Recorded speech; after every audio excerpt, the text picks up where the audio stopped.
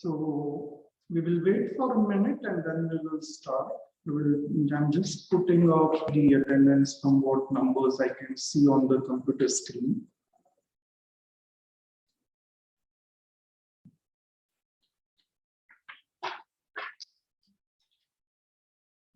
So 07. Yeah, just a moment, please. I will call out the numbers again.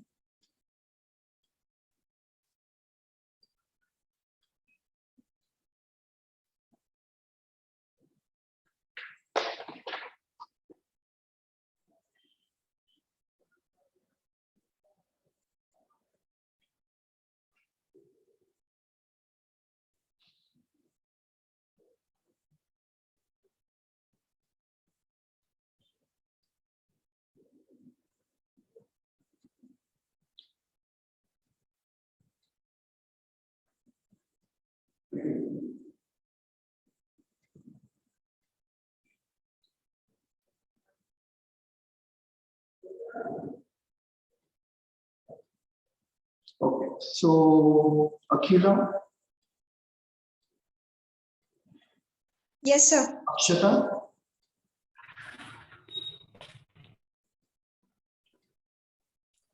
03 Akshata Chirulani present. yeah, sorry, 03 Akshata Chiranjeevi, Yes, sir. Ashwini Jirli, Present, sir. Dhanashri Bide, Yes, sir. Yasmina, Present, sir. 09. yes. 12, just Vienna, Present, sir. is Swapnil here? Rohit? Okay, we will wait for them. Then Gautami, Present, sir. okay. Meghna Jakati is here, right? Yes, sir. Present. Okay. Mrunali,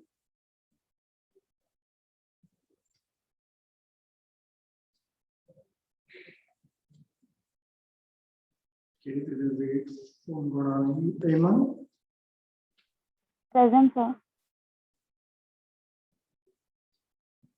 okay. Pradnya Patil,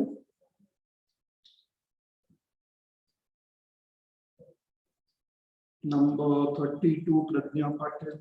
I cannot see her. Okay, we will just wait then. Pragati is here, right? Pragati Chaudhary.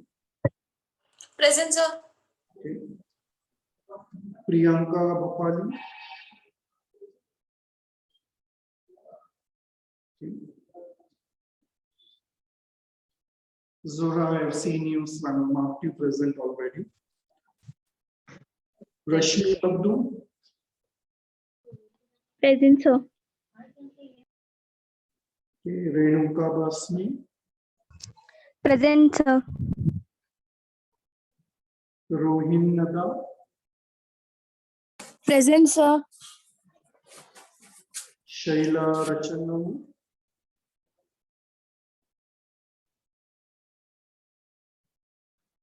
okay.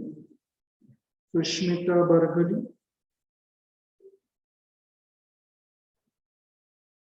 Sushmita Mani,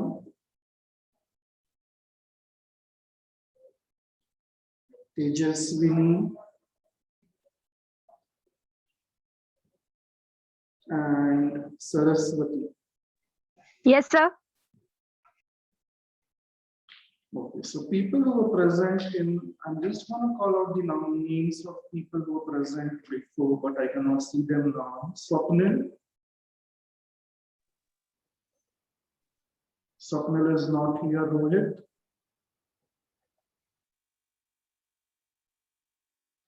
Okay, then Mrunali.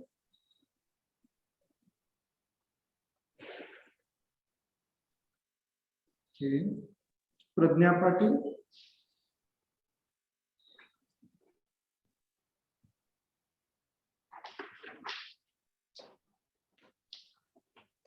Priyanka.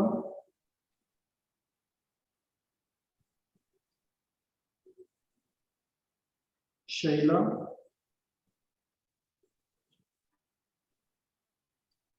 Sushmita Bargali, Sushmita Mani,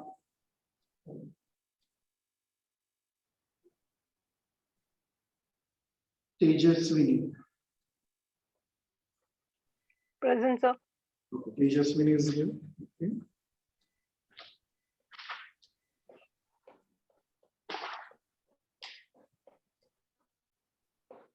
Does anyone know where are these people? Akshata Kambale, Dhanashri Nevrekar, Jyotiba, Mayu Sinari, Omkar Namoche, Preeti Gavekar, Rangoli Kundargi, Rohan Patil, and Sanket Rasa. Does anyone know if they are present in other classes or what is the scenario? Just let them know that it is useful for all of you guys to attend the lectures.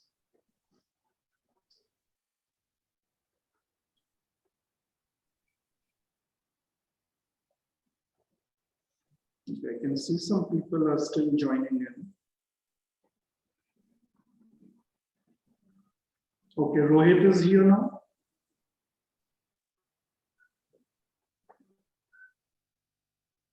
Okay, Swapnil, Yes, sir. Yes, sir.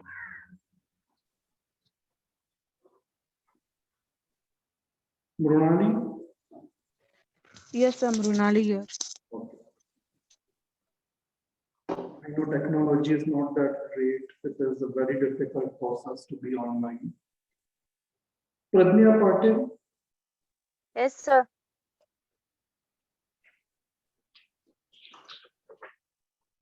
then Priyanka Bapali,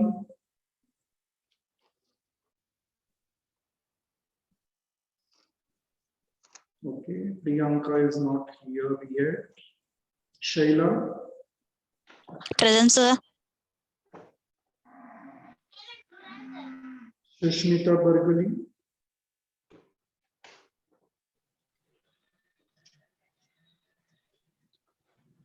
and Sushmita Mani.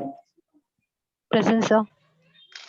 So I still don't see two people, Sushmita Bargali, Priyanka Bapali, and that's it.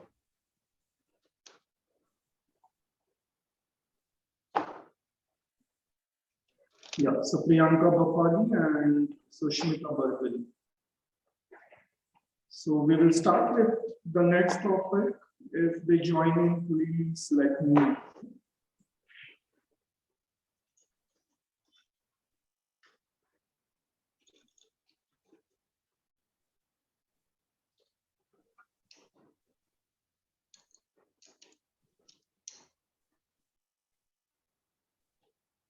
Can everyone see the presentation?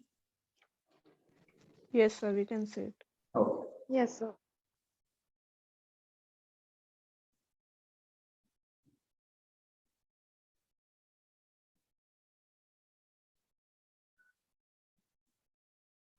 So this topic is basically, it's again there in your syllabus. Let me just pull it out again.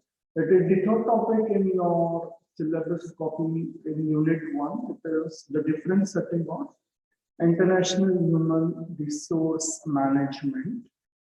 This basically, or this topic basically covers, say for example, if you are appointed, and I wish you best of luck with it, if you're appointed as in HR department of the global multinational organization, what are the different settings that you will work in? So one of the first setting is headquarter of multinational.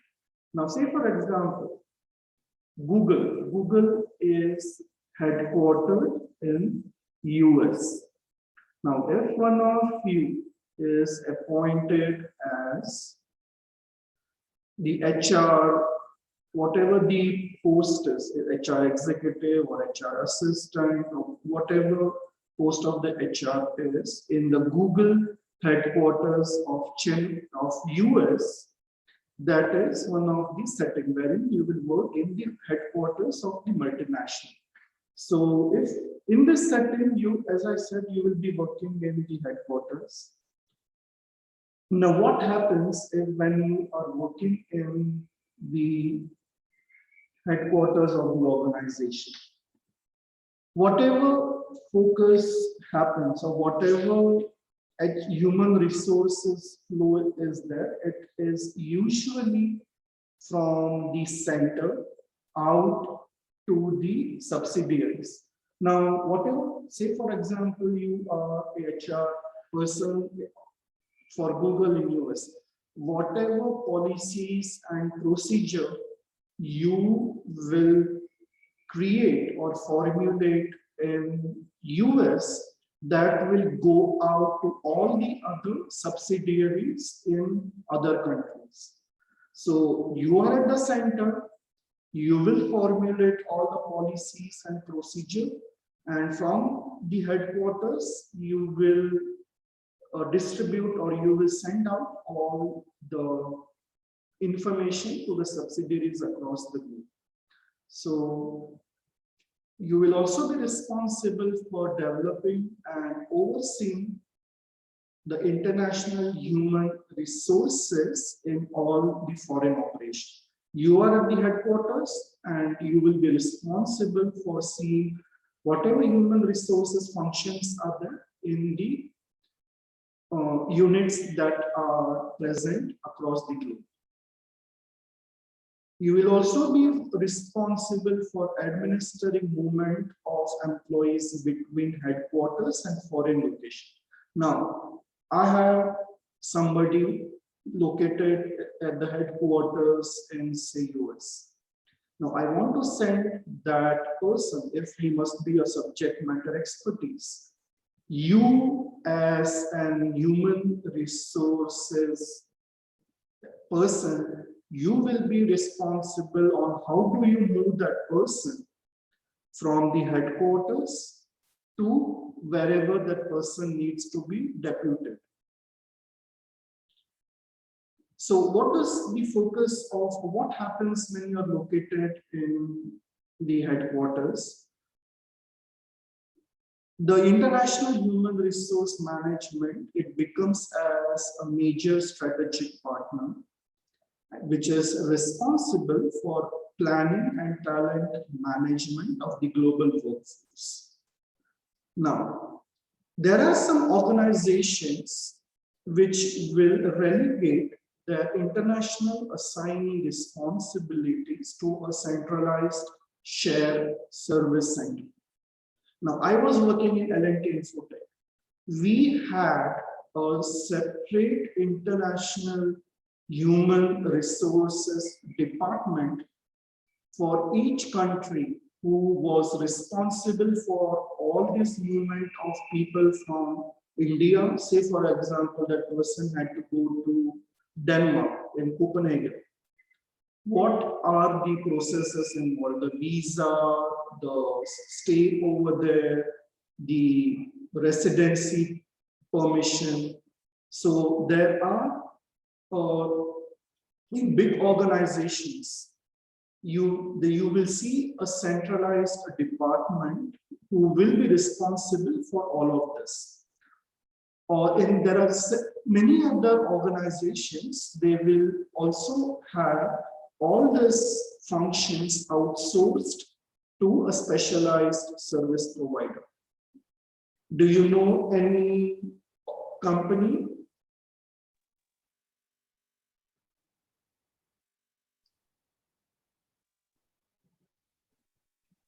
Any human resources company which performs all this function?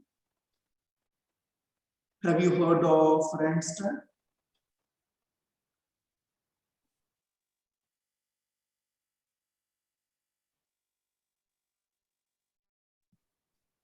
Yeah, so Randstad is one of the human resources organization who has an expertise in all the human resources function. Now, what happens when you are located in the headquarters? The headquarters will apply the policies of the parent company or merge with those that are common in the host countries. Now you are in, say for example, Infosys. Infosys headquarters is in Bangalore. And you are located in one of the Infosys center in US. So if you're located in the Infosys center in US, you will be responsible for the application of the policies and procedure that comes from Bangalore, or merge the policies that come from Bangalore with those in US. Because many times whatever procedures come from the parent company, sometimes it doesn't work in the other countries. So in that case, you have to make some modifications to the policies and procedure and then apply it to the host country. Now, in the last point says that the local HR manager, that is the HR in the subsidiary, which we will start soon, will be implementing the centralized HRM policies and practices. So if you're located in a subsidiary, which is the next setting, you will be implementing the policies and procedure coming from the headquarters. Any questions or queries?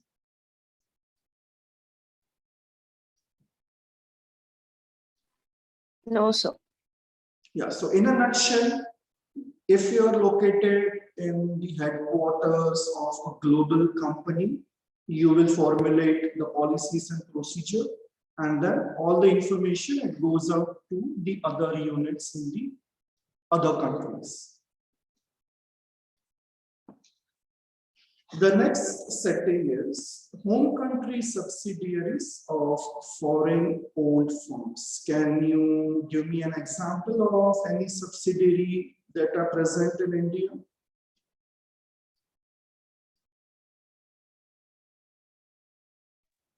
So First Source, Okay.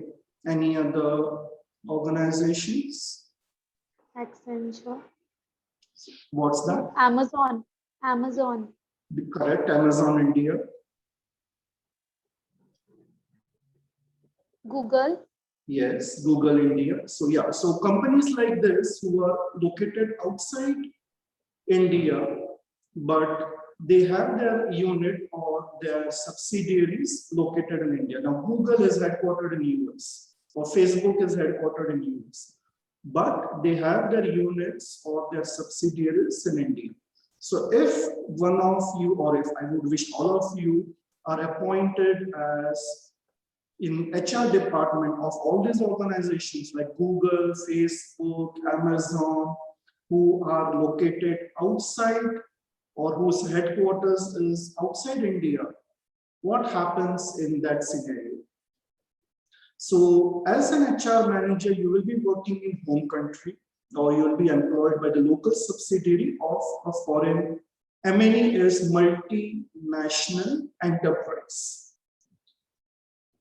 So you will be involved working for a local firm that is acquired by a foreign firm, or you will be working in the local subsidiary that has been established. So Google India.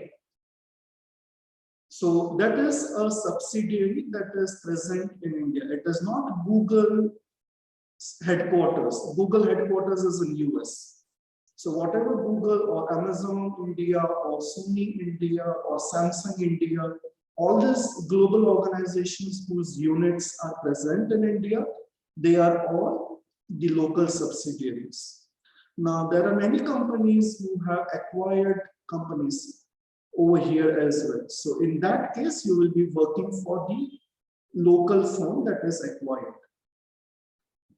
Now, in this scenario, you as an HR manager, you will receive all the policies and procedures that come from foreign headquarters.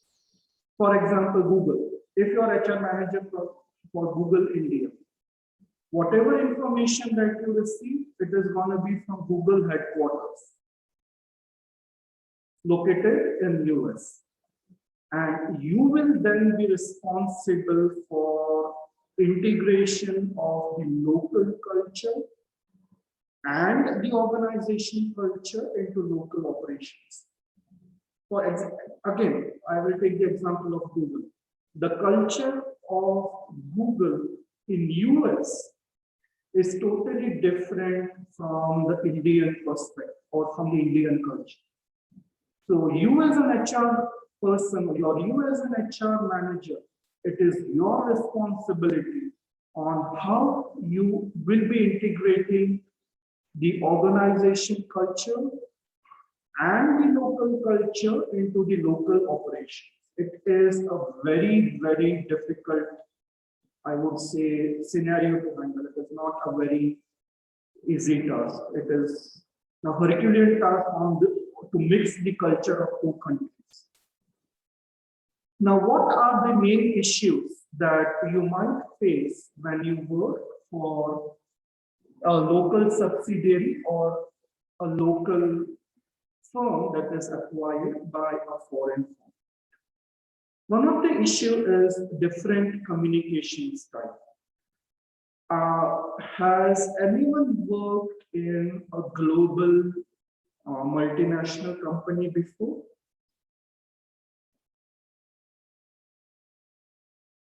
Yes, sir. Okay, for whom did you work? So First Source, Now TV. And where is the headquarters of First Source? So US, So USA. have you interacted with any person located in US? No, sir. The clients used to come from Canada. No. The Okay. team leader used to get the interaction. Okay, so have Yes. you observed a different communication style of people Yes, located sir. in Canada? Yes, sir. Yeah, so that is one of the issues as a local HR manager, that communication style is different of people located outside India and people located over here. So you as an HR manager, you should be responsible on how to deal with this issue. The second issue is worker motivation philosophies. Now, I have been living in Canada for a couple of years. The motivation that people find over there is totally different from the motivation that people find over here. For them, if they're satisfied with the basic needs, they're very happy. Some people work in an organization for 40 years, 45 years. So the motivation factor is totally different of people working outside India and in India. For us working in India, our motivation factor is salary, then the work-life balance, and there are many other factors. So you as an HR manager, you should take into account what are the motivation philosophies of your parent company and what is the motivation philosophy of the local firm, and try to integrate both. The next issue is organization structure. Now, Indian organization structures, it is sometimes different with the organization structure of companies located outside India. So you as an HR manager, you will be responsible on how do we coordinate with two organizations. Google headquarters in US, they might have a very flat organization structure. One manager on the top and different assistant managers, that's it. But in India, we might have a different organization structure for Google India. You as an HR manager, you will be responsible on how do you integrate both the organization culture. The next issue is very, very common and it is very difficult to handle as well. Frequent lack of understanding host country culture. As I said, the culture in India is totally different from the culture outside India. Now, whenever this global MNCs, people from this headquarters, when they come to India, when I was working in one of the global MNCs, the feedback that I have received is that from these people who come from the headquarters or from the client side, they say that, oh, we did not want all this to happen. Why we were treated like this? So there is always a different, because people outside India, say for example in North America, they are very relaxed, they are very formal. But we over here, we always say sir, sir, sir, ma'am. They do not say that in North America. They just call you by your name. So this is a very common issue of how to integrate the cultures of two countries. Then the markets. What is the market condition of India compared to the market condition outside India? The employment laws and practices and the language. Obviously, whatever laws we have, it is not the same as what laws are present out of India. And then the language. So from all these issues, we see that the host country HR manager, that person has to confront all these aspects of internationalization.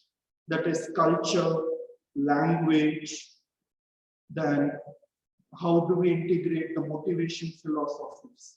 So there are all these issues that needs to be taken into consideration by the local or the HR manager of the local firm or the local subsidiary.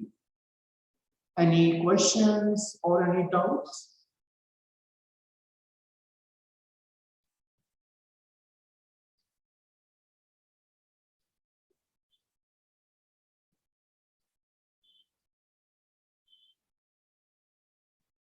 No, sir. Okay. So the next setting is domestic firms. So this basically means that, say for example, McDonald's, when they open a franchisee in India, it is not the original McDonald's that is located in US. If as an HR manager, you are appointed by the franchisee of McDonald's, you will be working for the franchisee and not for the original company.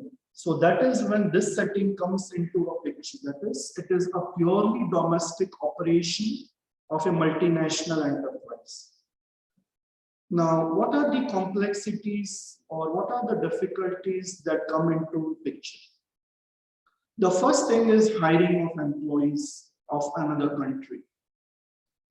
McDonald's, say for that's the reason they give all these responsibilities to the franchisee, because hiring of employees from another country, sitting in US, hiring people in India, it is not an easy task.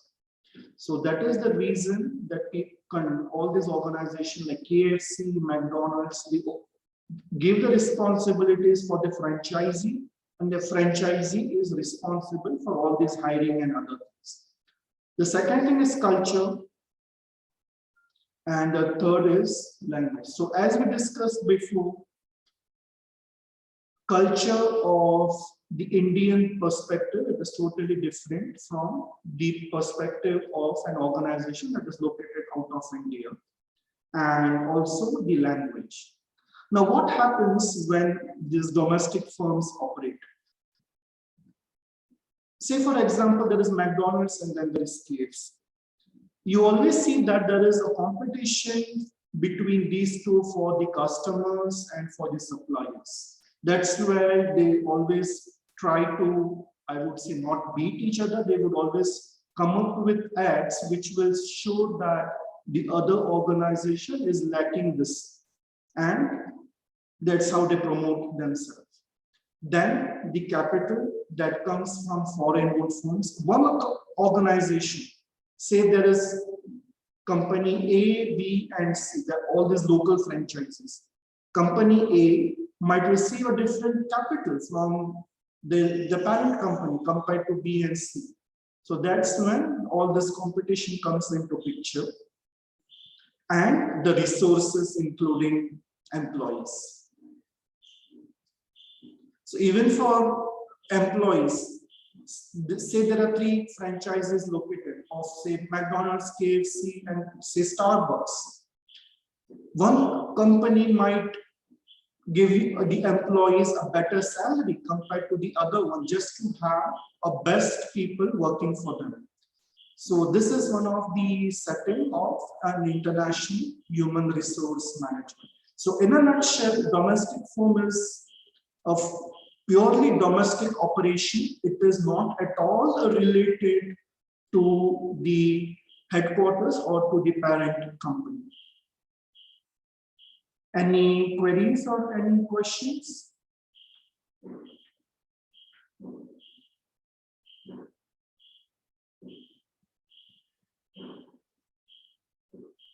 So the domestic quality also in the market, it differs, right?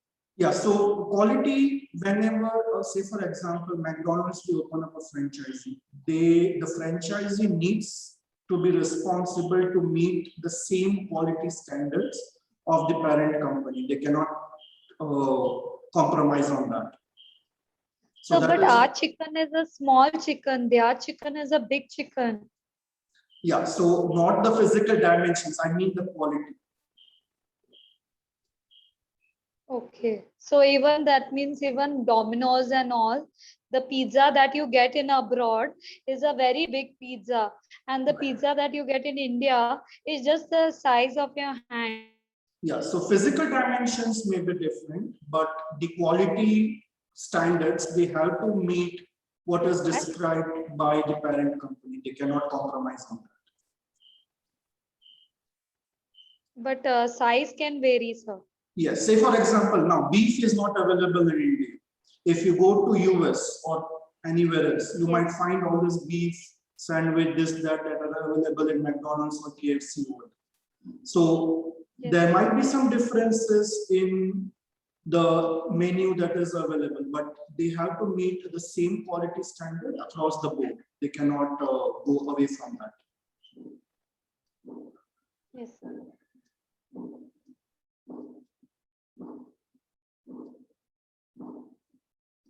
Okay, any other questions or queries?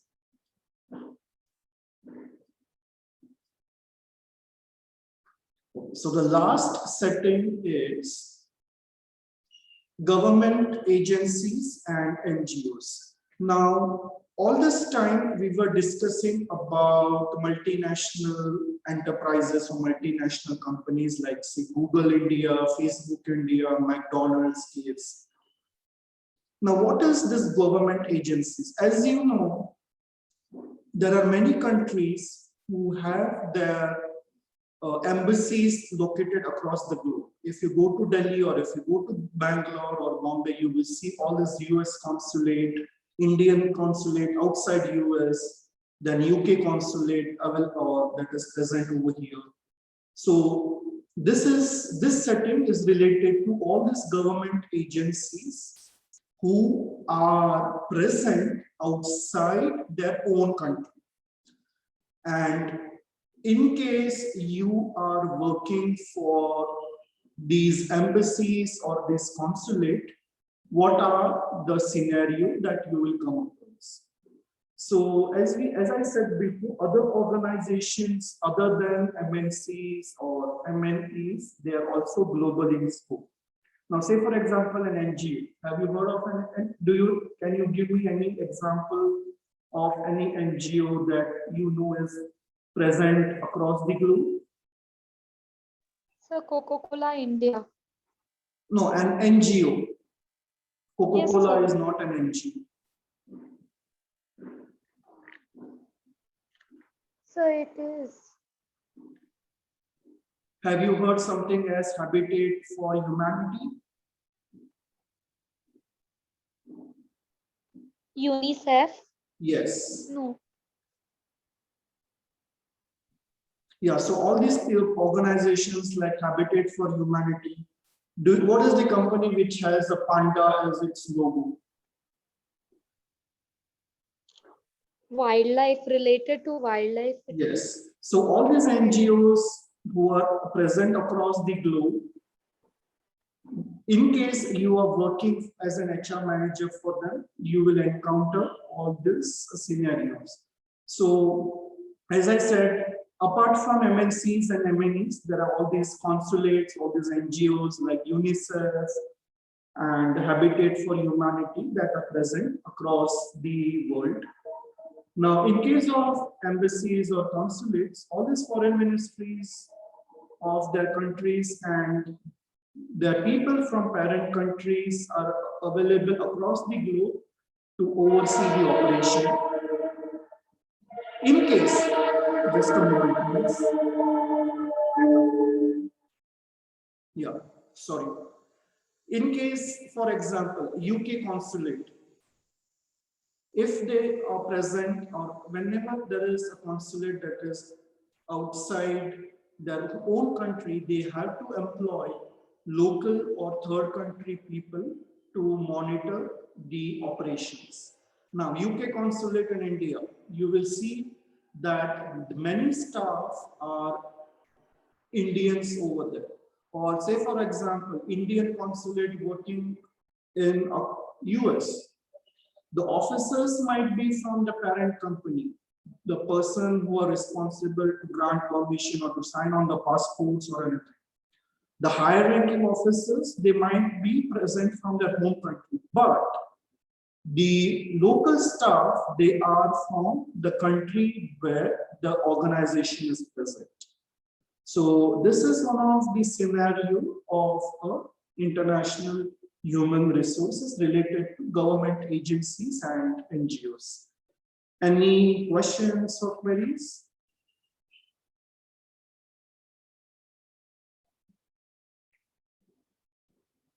So there's less than a minute left. We will stop over here. The next topic that is present in your syllabus is development of HRM that we will see next week, and then we will start also with what is the difference between international HR and domestic HR.